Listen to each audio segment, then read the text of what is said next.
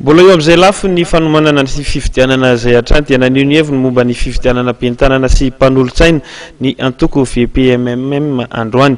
Raha ny fanazavana izy ireo dia no asa rotona ary natao aniliana kandida ny fepetra izay napetraka. Mavesatra ho an'ny kandida ny vola sy ny fikarakarana ny atota taratasy ilaina amin'ny fifidianana bentanana sy mpanolotsaina, hoy Andriamatoa Laurent Ramarson avy amin'ny VPMMM.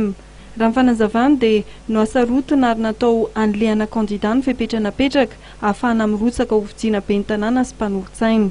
Ho sarotra ho an'ilay kandida zany nahita vola telo ety vola amina tapitrisany entina mametraka ny candidature mbola tsy fantatra raha ho lany na tsy lany ohatrohatray zany fa nely raha ka le isaky ny lista aza zay amin'ny lafiny ray ary zay isan'ny efa mitaky amin'ny resaka le hoe amin'ny resaka le etra zany no hoe io olana anankiray lehibe teto amin'ny tany sy firenena nentina nanilihina candidat izay natahorana eo amin'ny resaka le hoe fanamarinana ny fandoakaratra zany zao re latsaka.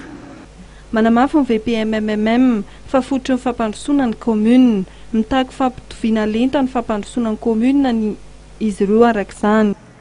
Zay raha nanangana n'ilay astori hoe atoko malagasy miaraminy dia nenga tamina foto-kevitra anankiray mazava tsara mihitsy dia ny hoe ny fampihavana-pirenena sy ny fampandrosoana rehetra misy eto Madagasikara dia tsy maintsy miainga avy any fotony.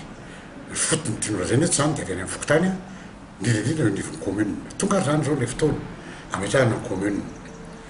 Tsy hisy mihitsy fihavanam-pirenena anjary eto raha ohatra ka mbola misy fampandrosoana izay mitanila eo amin'ireo ilay commune rehetra raha Madagasikara ka iverina hoe fa adidy masina mihitsy amin'izao fotoana zao manomboka zao zany no mametraka an'ilay hoe fampandrosoana rehetra dia tokony irindra miainga avy any amin'ny commune fa tsy hisy zanakialafa.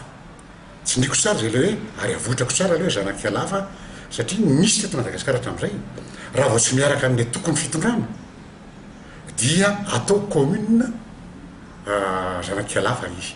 Zay no nahatonga ny korotany raha nosy hatramin'izao satria tsy mirindra le fampihavana le commune zany le fandrosoana le commune.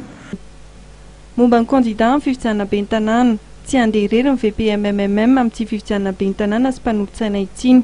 Iaraka amin'ny Alliance républicaine pour Madagascar na ny Armada izay ahitana ny Mapar, ny antoko maitso asin'ny Madagasikara iaraka isika ary havana RD izy ireo.